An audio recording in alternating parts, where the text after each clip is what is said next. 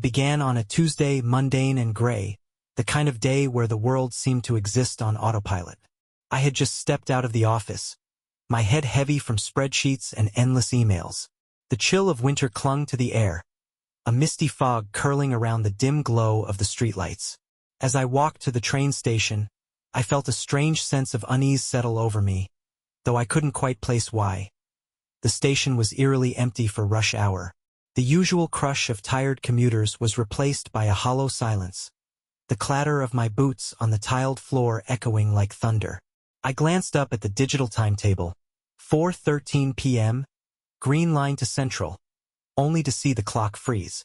No seconds ticked by. The numbers stayed resolutely still. Probably a glitch, I muttered under my breath, but something about it unsettled me. The train arrived, its headlights piercing through the fog. The doors slid open, and I stepped inside, noticing the car was empty. Completely empty. Even during off-peak hours, that never happened. Yet here I was, my reflection staring back at me from the dark windows, a silent audience of one. I settled into a seat by the door, trying to shake the feeling that something wasn't quite right. As the train pulled away from the platform, I reached for my phone, desperate for a distraction. No signal. No Wi-Fi. Not even the ghost of a connection. That's when I noticed it, the flickering. It started with the overhead lights, a slow, rhythmic pulse that made my shadow seem to shiver. Then the windows began to ripple, like the surface of a pond disturbed by a single drop of rain. I pressed my hand to the glass, and to my horror, it felt like liquid beneath my palm, cold and shifting. Suddenly, the train screeched to a halt, and the lights went out completely. I was plunged into an abyss of darkness, the kind that presses against your eyes and fills your lungs with dread. The silence was deafening, broken only by the faint hum of the train's engine. Then came the voice, soft at first, barely more than a whisper. It seeped through the darkness like poison. "You're not supposed to be here." I froze, my heart hammering in my chest. I spun around, but the train car was still empty.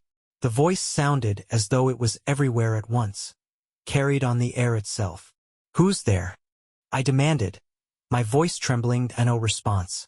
Only the faint rustling of something just out of sight, like leaves skittering across pavement. My eyes strained against the darkness, catching glimpses of movement, shadows that seemed to crawl along the walls. Then the train lurched forward, throwing me into my seat. The lights flickered back on, and I gasped. The car was no longer empty. Seated across from me was a man in a dark suit. His face was pale, almost translucent, his eyes black and glistening like wet stones. He smiled, revealing teeth that were too sharp, too numerous. "You're lost," he said, his voice hollow. As if coming from somewhere deep inside him, I bolted from my seat, backing away until I hit the opposite door.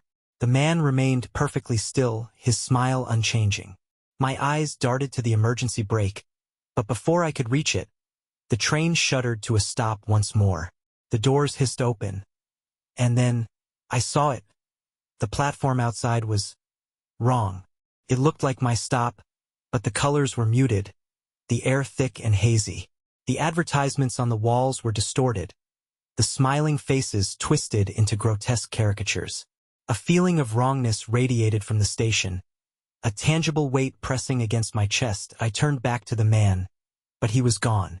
The car was empty again. A cold wind blew through the open doors, carrying with it a faint, metallic tang. Against my better judgment, I stepped out onto the platform. The tiles were slick with something that looked like oil but smelled like rot. I glanced at the station sign, Central. Except the letters were warped, the edges curling as if they were melting. I turned to the escalators, desperate to find someone, anyone. As I ascended, the oppressive silence was broken by a distant sound, a low, guttural hum that made my skin crawl. It grew louder with each step, until I reached the concourse and saw the source. People. Or at least, they were shaped like people. Dozens of figures moved through the space, their motions jerky and unnatural. Their heads twitched and swiveled in directions that should have been impossible, their faces blurred like smeared paint. None of them acknowledged me, But as I stood frozen in place, one of them stopped. Slowly, its head turned to face me, the blurred features sharpening just enough to reveal hollow, empty sockets where eyes should have been. I stumbled backward, my breath coming in shallow gasps. The figure let out a sound, a wet, gurgling screech that sent the others into a frenzy. They turned in unison, their hollow eyes locking onto me. Then they began to run. I bolted back toward the escalators, my legs pumping like pistons, but the figures were fast, inhumanly fast. Their distorted limbs bent and stretched unnaturally, their gurgling screeches rising into a deafening cacophony.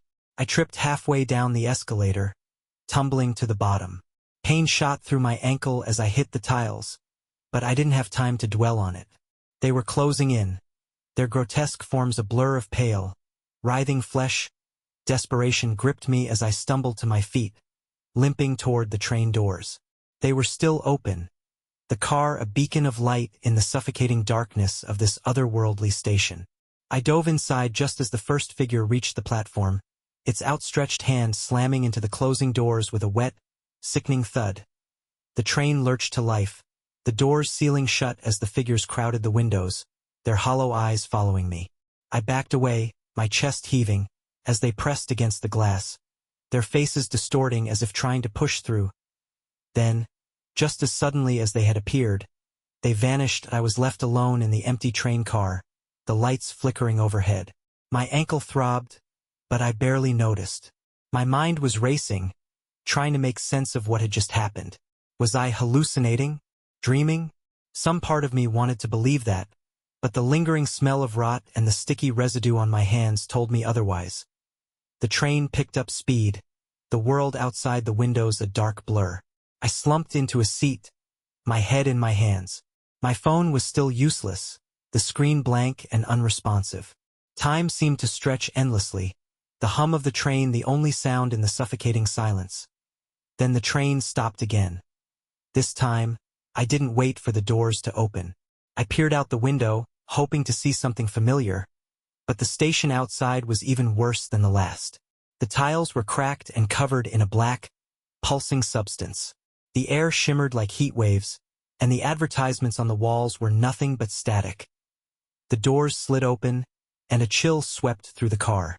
It was colder here, the air carrying a faint, high-pitched hum that made my teeth ache.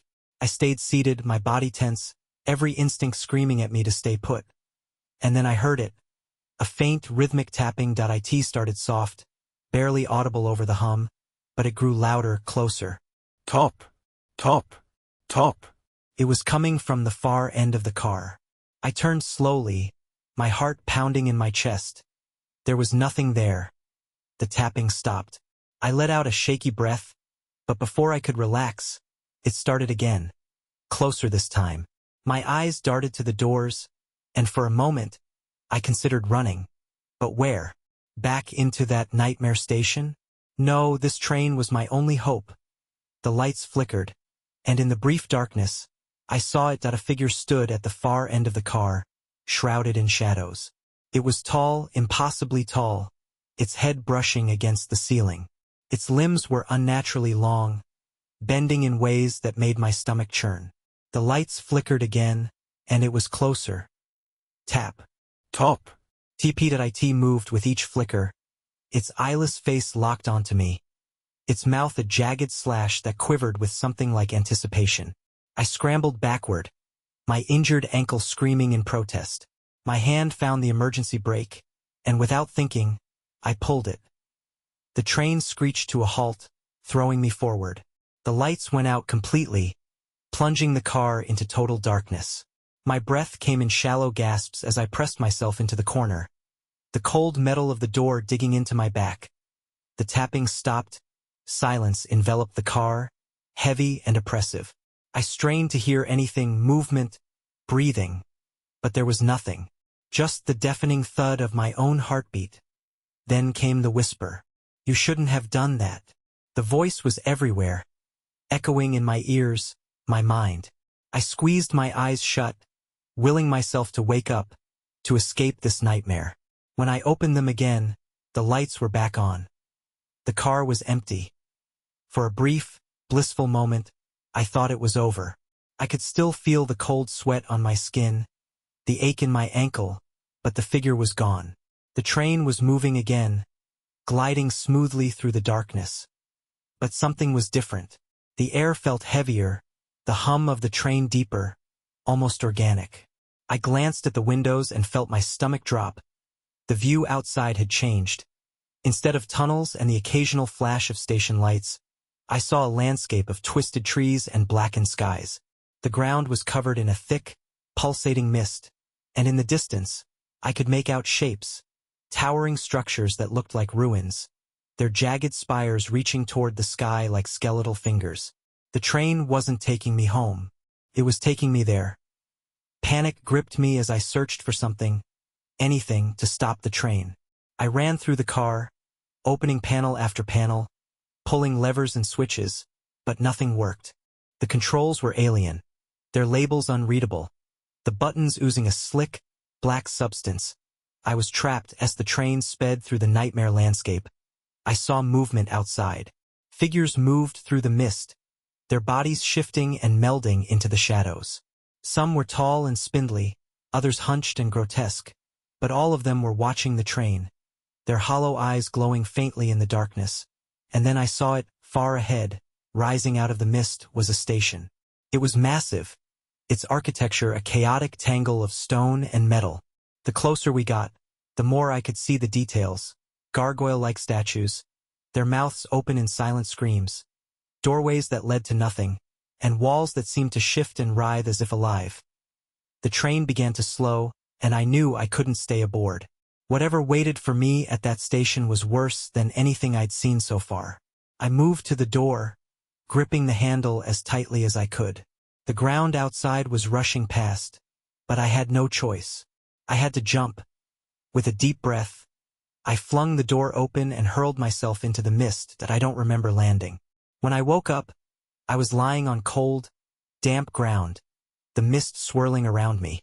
The train was gone, its faint hum disappearing into the distance. I tried to stand, but my body felt heavy, sluggish, and then I heard it again. Tap. Top. Tap.it was coming from behind me, slow and deliberate. I turned, my heart pounding, and there it was, the figure from the train, its eyeless face illuminated by the faint glow of the mist. It smiled, a jagged, impossible grin, and took a step closer. "You can't leave," it said, its voice a guttural growl. "This world is yours now." I ran, the mist swallowing me whole. And I've been running ever since. No matter where I go, the tapping follows. No matter how far I run, I can't escape. I don't think I ever will.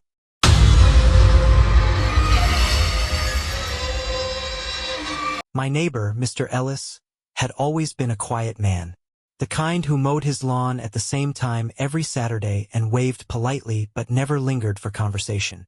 His house was as unremarkable as he was. White siding, green shutters, a cracked walkway that he never seemed in a rush to fix. Then, one day, he disappeared that I didn't notice at first. Days blurred together, and it wasn't unusual for us to go weeks without seeing each other. But the mail piled up on his porch, and his trash cans remained at the curb, untouched. That's when I started to worry. I called the police, but they didn't seem concerned. "People leave all the time," the officer had said, his voice flat with indifference. Still, I couldn't shake the feeling that something was wrong. Then came the night I saw the door.it was late, past midnight, and I was staring out my bedroom window trying to convince myself to go to sleep. Mr. Ellis's house was dark, as it had been for weeks. But as I watched, something changed. A door appeared.it wasn't the front door or the side door. This one was in the middle of his yard, standing upright, unsupported by any walls or frame. It was old, its wood splintered and cracked, with a tarnished brass knob that caught the moonlight. It hadn't been there a moment ago, but now it stood as if it had always existed. I blinked, certain I was hallucinating, but the door remained.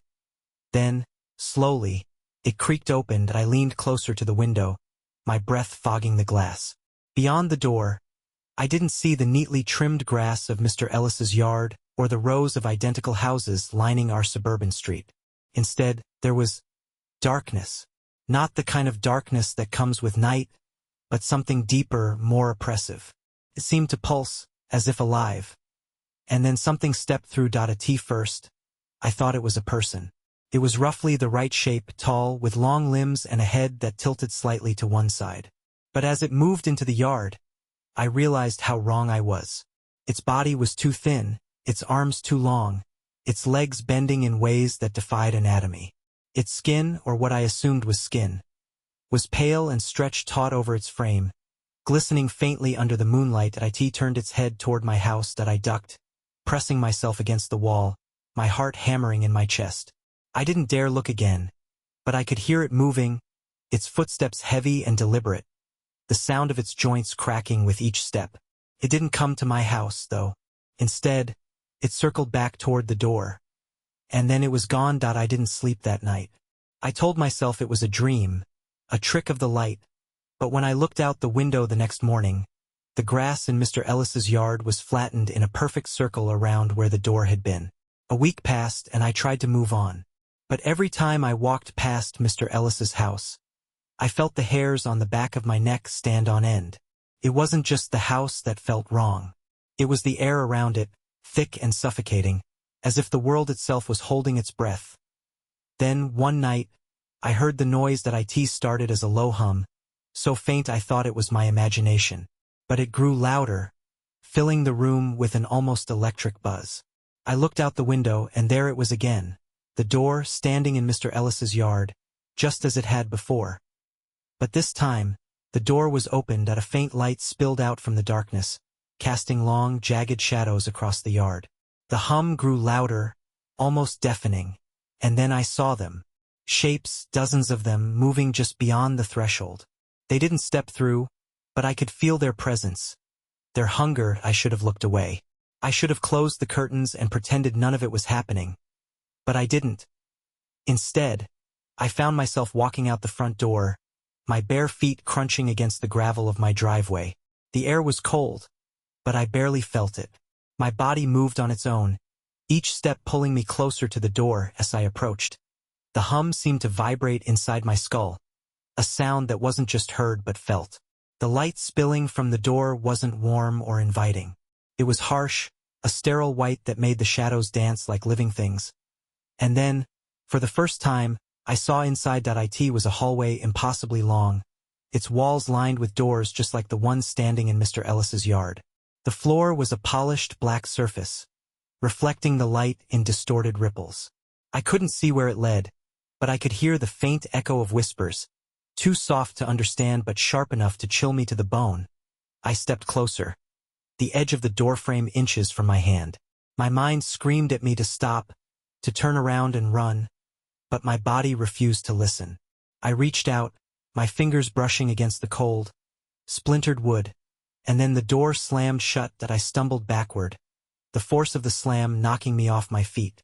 The hum cut off abruptly, leaving an eerie silence in its wake. When I looked up, the door was gone. But the whispers remained. The whispers stayed with me long after the door vanished. They weren't loud, not at first. A faint murmur just at the edge of my hearing. I told myself they were a memory, some residual echo of whatever nightmare I'd witnessed. But no matter how far I went, no matter how loud I played the TV or buried myself in music, they were always there, growing louder with each passing day. By the end of the week, I couldn't take it anymore. I stood in my driveway, staring at Mr. Ellis's house. It looked just as it always had, quiet, unremarkable, and completely ordinary. But I knew the truth. Something was wrong with that house. Something had taken root in his yard, in his absence, and it wasn't going to leave, and neither was I. I crossed the street, my footsteps echoing in the still night. The air grew heavier with each step, the kind of pressure that made it feel like I was walking underwater. By the time I reached his porch, I was trembling, the whispers in my head now a steady chorus. They weren't unintelligible anymore. They were calling my name. The front door was unlocked. Inside, the house was exactly as I remembered it. Tidy but sparse, the furniture minimal and functional. But there was a smell now, faint but unmistakable. damp earth and decay. It wasn't overpowering, but it lingered in every room, clinging to the walls and furniture like a stain. I walked through the house, my heart pounding, until I reached the back door. Through the glass, I could see the yard, bathed in pale moonlight. And there it was, the door standing in the center of the grass, just as it had the last 2 times, except this time it wasn't alone. The tall, spindly figure stood next to it, its back to me, its pale skin glistening faintly. It didn't move, but I could feel its presence, the wrongness of it radiating like heat. For a moment, I considered turning back, pretending I hadn't seen anything. But the whispers wouldn't let me. They grew louder, more insistent, until they were a scream inside my skull. I stepped outside. The figure didn't react as I approached, its head tilted toward the door as if listening to something I couldn't hear.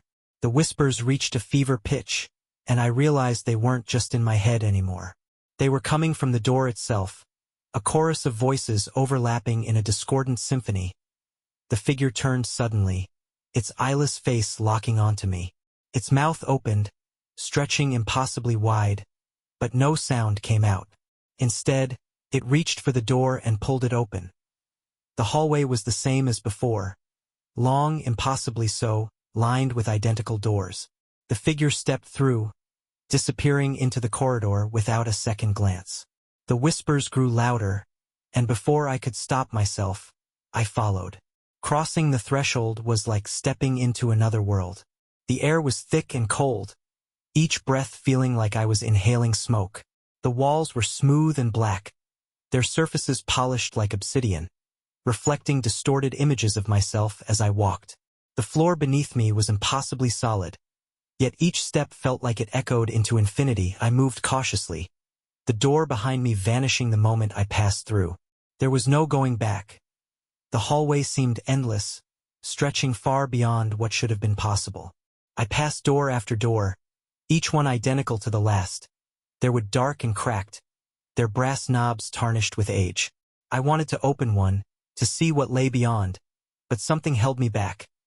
A deep, primal fear that whatever was behind them wasn't meant to be seen. As I walked, the whispers grew louder, more distinct. They weren't calling my name anymore. They were talking about me. He doesn't belong here. He shouldn't have come. He'll never leave. I tried to block them out, but they burrowed into my mind, relentless and cruel. My footsteps quickened, desperation driving me forward. There had to be an end to this place, some way out, and then I saw it. A door that was different. It stood out from the others. It's with a deep, rich red, the brass knob polished to a gleaming shine. Unlike the others, it didn't feel menacing. Felt inviting. The whispers seemed to fade as I approached it, replaced by a strange, soothing hum. I reached for the knob, my fingers trembling, and turned it. Beyond the door was a room. It was small and simple, with a single chair and a table in the center. On the table sat a notebook, its cover worn and frayed. I stepped inside, the door closing softly behind me. The whispers were gone now, replaced by an eerie silence that pressed against my ears. I picked up the notebook, my hands shaking, and opened it. The pages were filled with messy handwriting, the words scrawled in frantic, looping letters. As I read, my blood ran cold.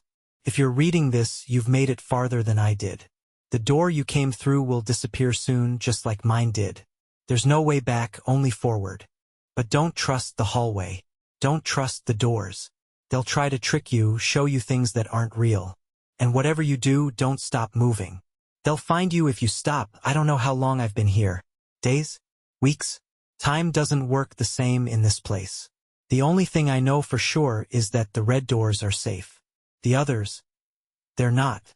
If you're lucky, they'll lead nowhere. If you're not, they'll lead to them. Good luck. And if you see the tall one, run. The final page was blank. I stared at the notebook, my mind racing. The tall one? The doors? What had I stumbled into? The air in the room grew colder, and I felt a presence behind me. Slowly, I turned. The tall figure stood in the doorway, its eyeless face locked onto me. Its mouth twisted into that jagged, unnatural grin, and it stepped forward, its long limbs bending unnaturally. I ran. The door slammed shut behind me as I sprinted down the hallway, the polished black floor stretching endlessly before me. The whispers returned, louder than ever, screaming in a cacophony of rage and hunger. I didn't look back, but I could hear it. Heavy, deliberate footsteps. Closing the distance, I didn't stop. I couldn't stop. And as the whispers reached a crescendo, I saw another red door ahead, its surface gleaming like blood. I threw myself at it, twisting the knob and tumbling through. The last thing I heard before it slammed shut was the tall one's voice, low and guttural, echoing through the corridor. "You'll never escape." I woke up in my bed, drenched in sweat. The whispers were gone, the air no longer heavy. For a moment, I thought it had all been a nightmare. But when I looked out my window, I saw it. The door, standing in my yard, waiting.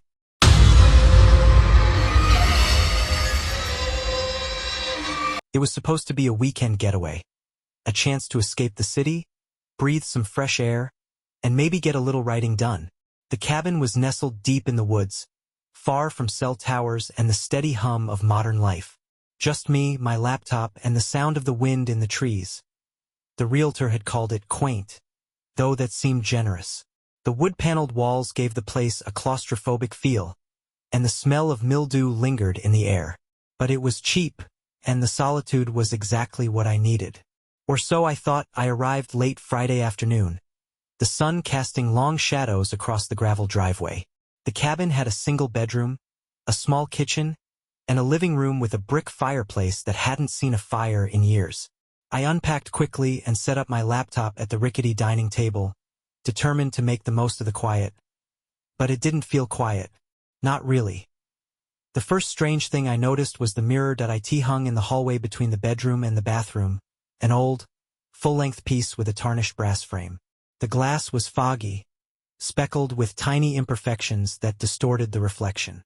I didn't pay much attention to it at first, chalking up the odd placement to the quirks of a vacation rental. That night, I sat at the table, staring at a blank Word document. The words wouldn't come. I tried reading, pacing, even playing solitaire on my laptop, but the feeling of unease only grew. I kept glancing toward the hallway, where the mirror caught the faint glow of the living room lamp. It was just a mirror, a piece of old glass. But every time I looked at it, I felt as though it were looking back. By the second day, I couldn't ignore the strangeness. The morning started innocently enough. I made coffee, sat outside for a while, and even managed to write a few pages. But as the sun climbed higher, I found myself drawn to the mirror. I didn't want to look at it. I needed to. When I stood in front of it, I saw my reflection, but something about it was off.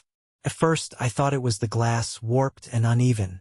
But the longer I stared, the more I realized that the problem wasn't the mirror. It was me.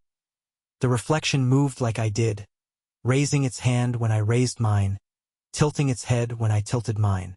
But there was a slight delay, a fraction of a second where the reflection hesitated, as though it were thinking. And its eyes, my eyes, looked wrong. The pupils were too dark, the whites tinged with gray, like an old photograph fading with time. But I tried to laugh it off, convincing myself it was all in my head. But as the day wore on, I noticed other things. The cabin felt colder, even as the sun blazed through the windows.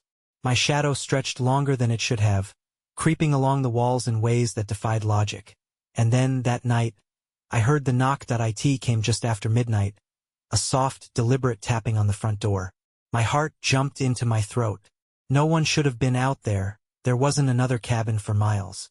I grabbed a flashlight and peered through the window, but the porch was empty. Still, the knocking continued against my better judgment. I opened the door.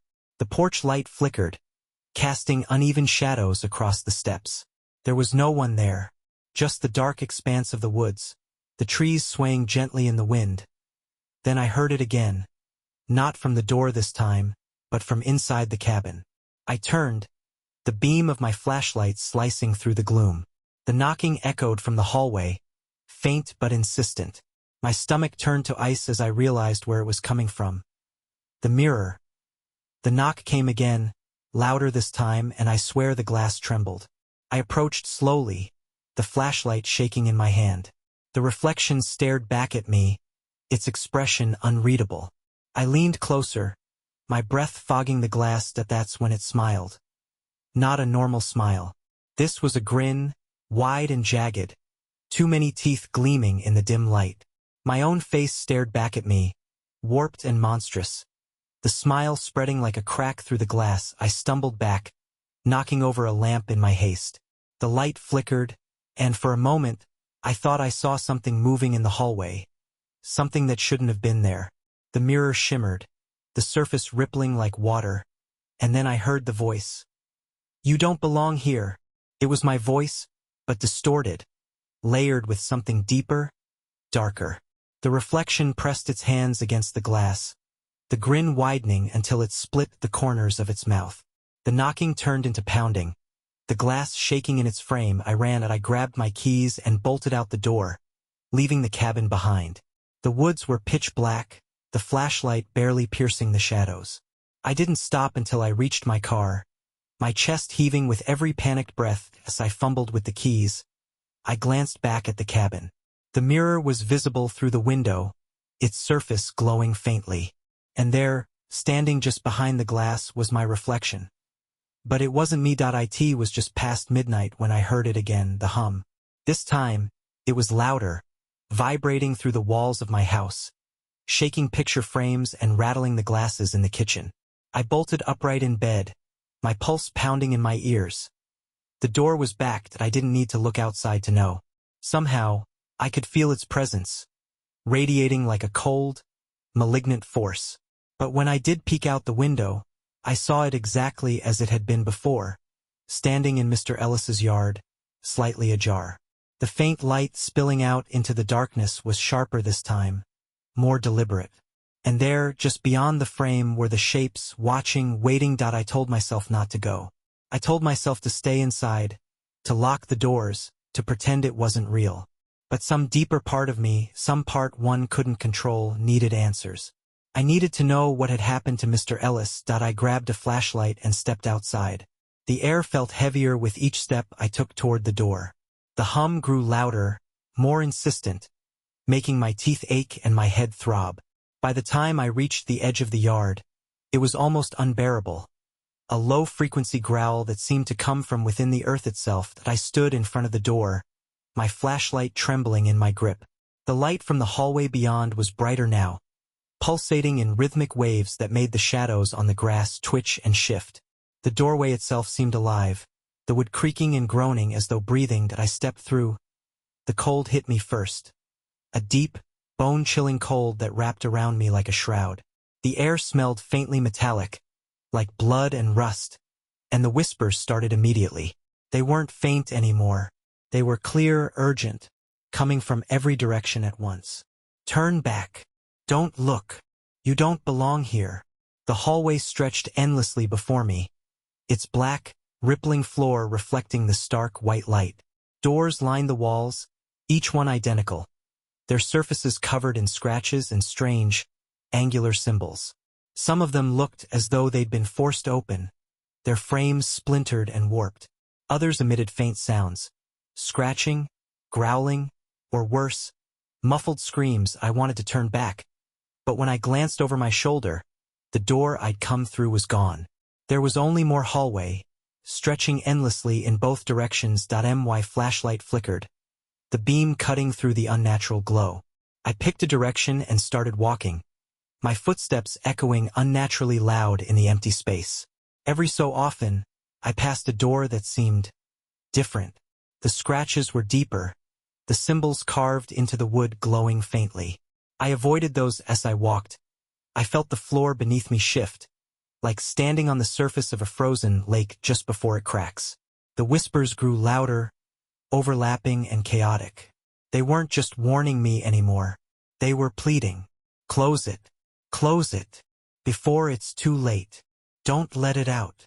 A sudden, sharp noise stopped me in my tracks. A knock. It came from the door just ahead. A slow, deliberate rapping that sent a chill down my spine. I hesitated, my hand tightening around the flashlight.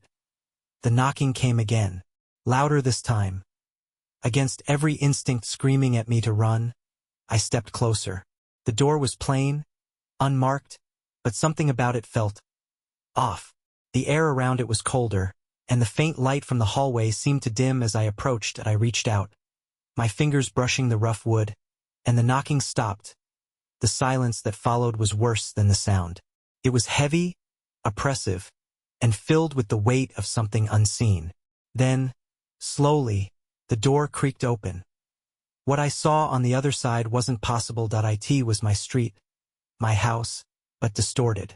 The sky was a sickly green, the trees twisted and barren. The houses were blackened husks, their windows shattered, their walls crumbling. And there, standing in the middle of my yard, was a figure. It was me.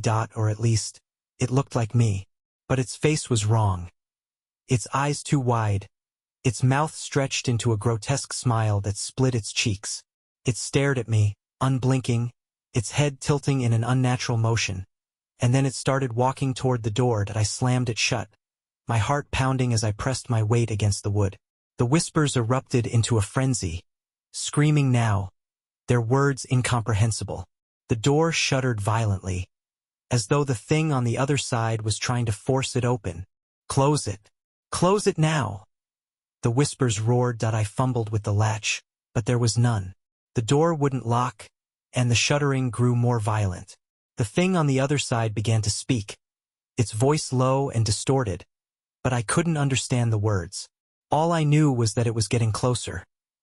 Finally, I threw all my weight into the door, slamming it shut with a deafening boom. The whispers stopped instantly, replaced by a deafening silence. I turned to run, but the hallway had changed.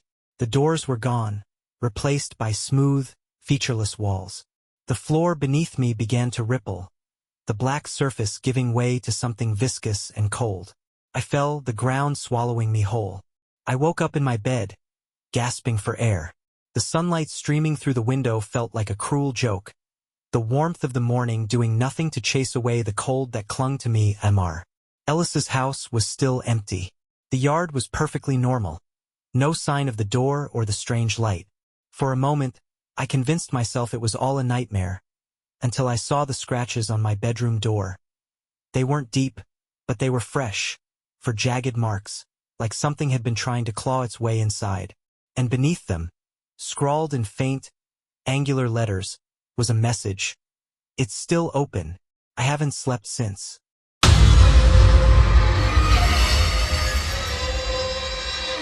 I'd always hated the antique mirror in my parents' house. It wasn't just old. It was ominous. The ornate, blackened frame was carved with twisted, almost organic patterns that seemed to writhe in your peripheral vision. It hung in the hallway outside my childhood bedroom, and as a kid, I'd rush past it at night, certain it was watching me. When my parents passed away, the house became mine. I hadn't planned to keep it.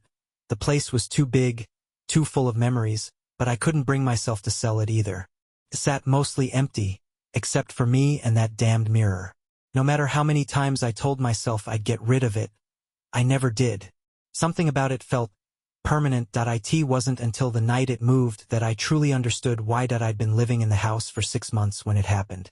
The day had been long and uneventful, spent packing up boxes of my parents' belongings to donate. By the time I crawled into bed, I was exhausted.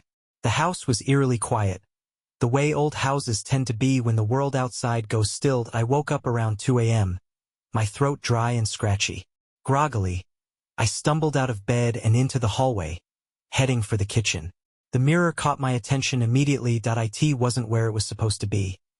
Instead of hanging on the wall outside my bedroom, it now stood on the floor, leaning against the opposite wall. Its surface gleamed faintly in the dim light, but the hallway felt darker than it should have, the shadows stretching unnaturally long. I stared at it, my heart pounding. Maybe I'd moved it earlier and forgotten. Maybe it had fallen and I'd propped it up absent-mindedly. But deep down, I knew that wasn't true.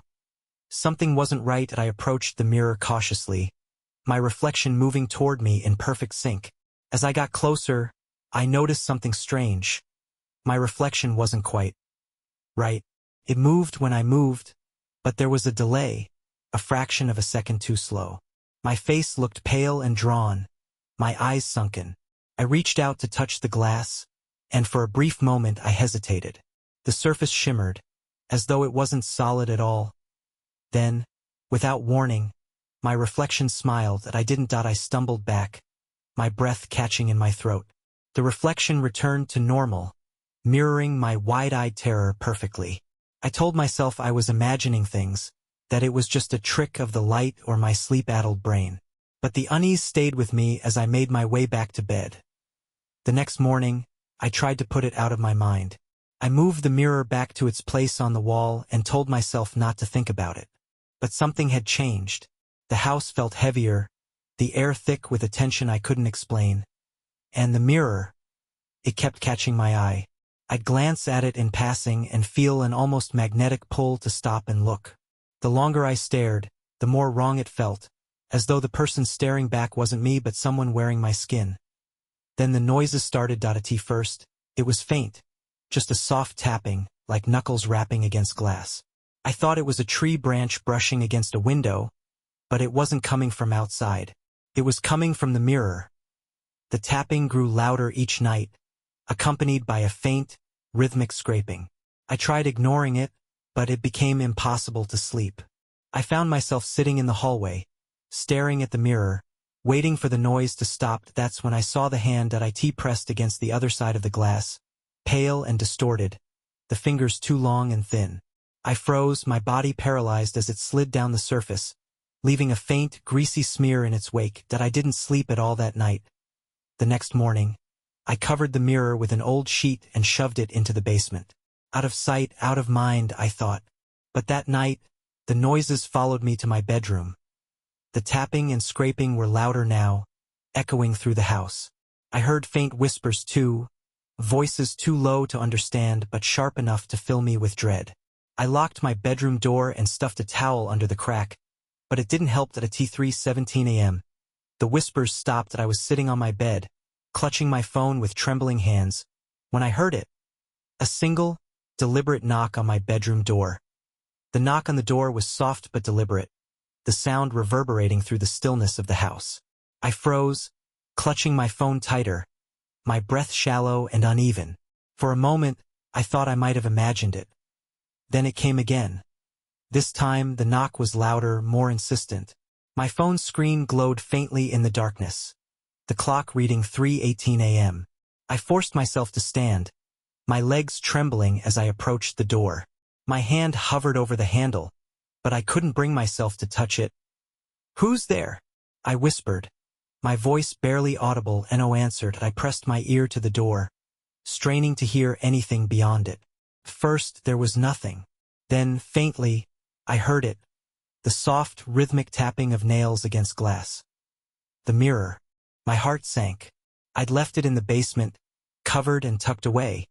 Yet somehow, it was here that I stepped back from the door, my mind racing. Maybe this was a dream. Maybe if I closed my eyes, I'd wake up, and everything would be normal. But when I squeezed my eyes shut, the sound grew louder, more frantic, as if whatever was on the other side knew I was trying to ignore it. Then the door handle rattled. I stumbled back, my chest tight with fear. The rattling stopped abruptly, replaced by a low, guttural whisper that sent chills down my spine. "Let me in." I don't remember making the decision to open the door, but suddenly, I was reaching for the handle. Some part of me, a part one didn't recognize, wanted to see what was waiting on the other side as the door swung open. The hallway beyond was bathed in an unnatural light, faintly blue and pulsating like a heartbeat. And there it was, the mirror, standing upright in the middle of the hall, completely uncovered. The tapping came again, louder now, accompanied by faint whispers. The surface of the mirror shimmered, rippling like water. My reflection stared back at me, but it wasn't moving. It smiled. "Come closer," it said, its voice soft and melodic, completely out of sync with my own. I tried to step back, but my legs wouldn't obey. Instead, I moved forward, my body drawn to the mirror like a moth to a flame. The whispers grew louder, overlapping and chaotic. Behind my reflection, I saw shadows shifting, dark and shapeless things writhing just out of focus. "Don't be afraid," my reflection said, its smile widening. "It's better here." I reached out, my hand trembling as it neared the glass. The surface rippled under my fingertips, cold and slick, like the surface of a frozen lake. The moment I touched it, a jolt shot through me, and the world tilted. When I opened my eyes, I was still standing in the hallway, or at least a version of it. The walls were warped, the wood buckling and twisting as if alive. The air was heavy, tinged with the metallic scent of blood. The mirror was gone, but the shadows were everywhere, stretching across the walls and ceiling like ink spilled into water. I turned to look behind me and saw my house, or what was left of it. The familiar shapes of furniture were wrong, melted and distorted, like wax left too close to a flame. Then I heard it. The tapping. It was coming from the far end of the hallway. Slowly, I moved toward the sound, each step feeling heavier than the last. The air grew colder, the shadows thicker, until I reached another mirror.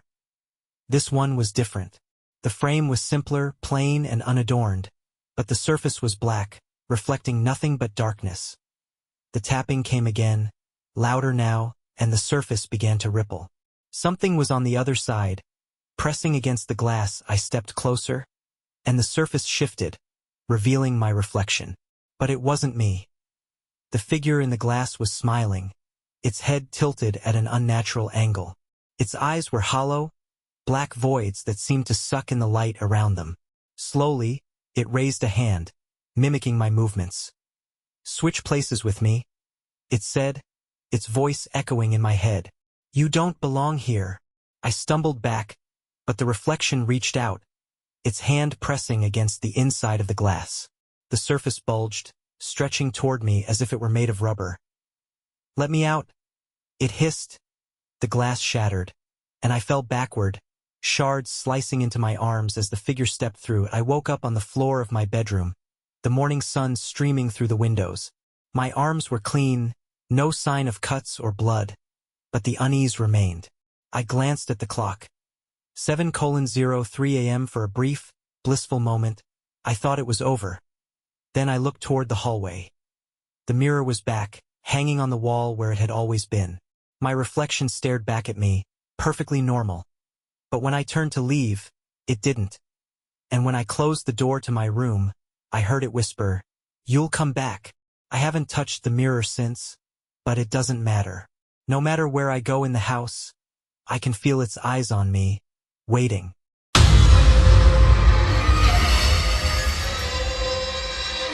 It was supposed to be a simple drive. Just 2 hours through the countryside to visit my sister for her birthday. The weather was perfect. Crisp, clear autumn air with golden leaves swirling in the breeze. I even left early, hoping to avoid traffic. Somewhere along the way, I must have taken a wrong turn that I didn't notice at first. The winding back roads all looked the same, framed by dense forests that stretched endlessly on either side. My GPS chirped out directions with its usual confidence, so I trusted it. "In 1 mile, turn left," it said, and I complied without thinking. But after 15 minutes of driving down an increasingly narrow and uneven road, the voice went silent. When I glanced at the screen, the map had vanished, replaced by a spinning icon and the words, "Signal lost." I sighed and kept going, figuring the GPS would reconnect soon. But the road didn't look right. The trees grew thicker, their twisted branches arching over the road to form a canopy that blocked out the sky. The pavement was cracked and crumbling, weeds sprouting through the gaps.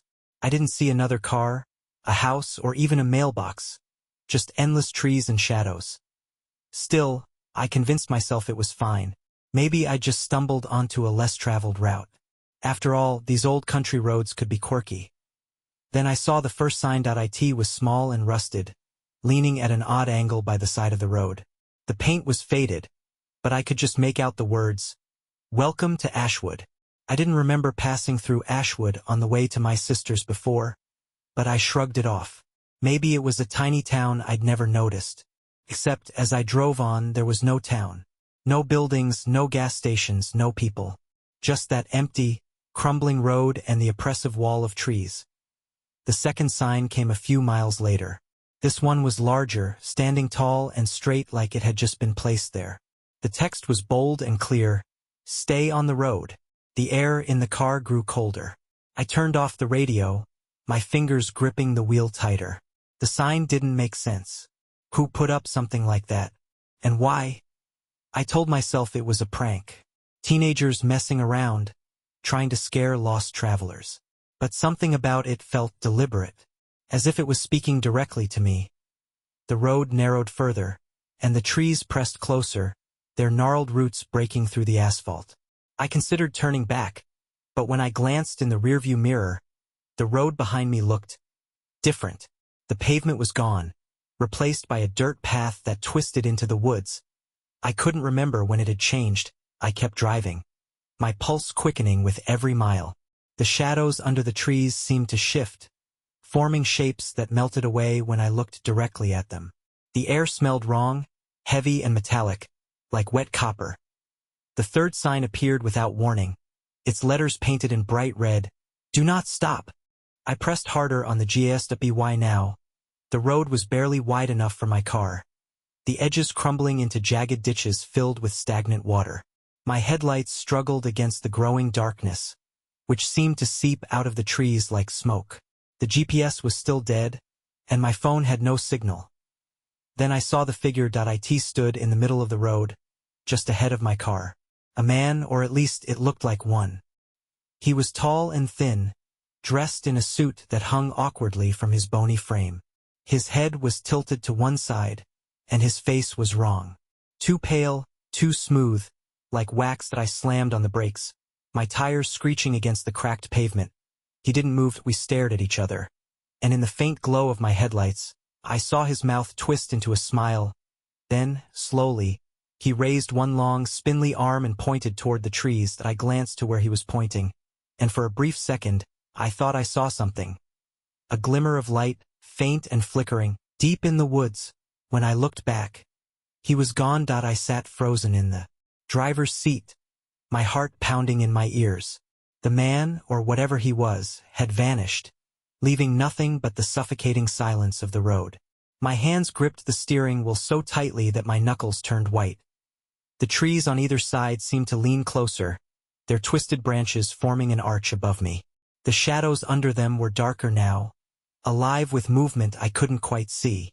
Every instinct screamed at me to turn around and leave, but when I looked in the rearview mirror, the road behind me was gone. All that remained was the dirt path, twisting into the forest like a coiled snake. I had no choice but to keep going. The air inside the car grew colder as I drove, my headlights barely cutting through the thickening darkness. The smell of wet copper was stronger now, making my stomach churn. I passed another sign, its letters bold and freshly painted, "Do not leave the car." I shivered, glancing at the windows. The shadows outside were deeper, shifting like they had weight and form. Every so often, I caught the faint glint of eyes, too high or too low to belong to any animal I knew. The road began to slope downward, and my ears popped from the pressure. The car struggled to stay steady on the uneven surface, its tires skidding on loose gravel. I gritted my teeth and pressed on, trying not to think about how far I'd gone or where I was. Then, up ahead, I saw the house that it sat at the end of the road, illuminated by the flickering light of a single lantern hanging from the porch. The house was old, its wooden planks warped and rotting, the windows cracked and blackened. The air around it felt heavy, pressing against my chest like a physical weight. I didn't want to stop, but the road ended abruptly in front of the house. The way forward was blocked by a tangle of fallen trees and dense undergrowth. My headlights illuminated another sign, leaning against the porch steps. "Enter." I turned the car off, the silence that followed almost deafening. My breath fogged the windows as I stared at the house, trying to summon the courage to step outside. "Stay in the car," I muttered to myself, remembering the earlier warning. But the longer I sat there, the more I felt the car wasn't safe. The shadows were moving again, closer this time. Something scraped against the passenger side window, a long, deliberate stroke that sent a shiver down my spine. I turned, but there was nothing there. And then I heard it. A voice, low and raspy, coming from the direction of the house. "Come inside." I stepped out of the car, the cold air biting at my skin. My footsteps crunched against the gravel as I approached the house, each step heavier than the last. The lantern swayed gently in a breeze I couldn't feel, casting distorted shadows across the decaying wood. The front door was ajar, revealing only darkness beyond that. I hesitated, every instinct screaming at me to run, but something drew me forward. It wasn't curiosity, it was something stronger, something I couldn't fight. That I stepped inside. The air was colder here, thick with the smell of mildew and rot. The floorboards creaked under my weight as I moved through the narrow hallway. The lantern's light barely penetrated the gloom, but as my eyes adjusted, I saw them, pictures. The walls were lined with old, black and white photographs, their frames cracked and tarnished. Each one showed people standing on the same road I'd just driven down. Their faces were blurry, distorted, their features stretched into unnatural shapes at the end of the hallway.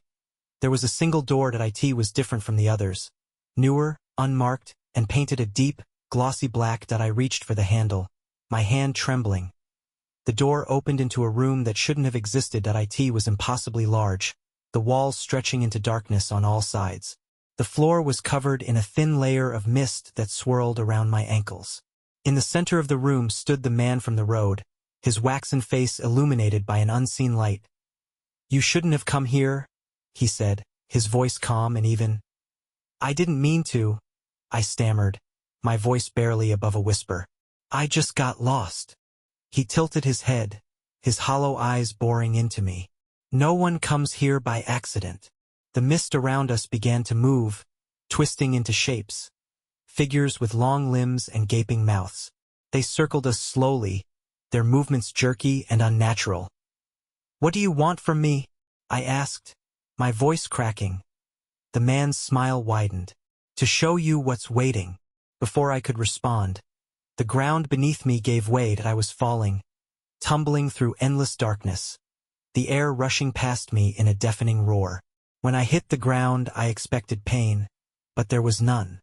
I opened my eyes and found myself standing in the middle of the road. My car was gone. The house was gone. The trees were gone. All that remained was the road, stretching endlessly into the horizon, flanked by nothingness. That I turned in circles, trying to find a landmark, a direction, anything. But the road was empty. Then I heard it.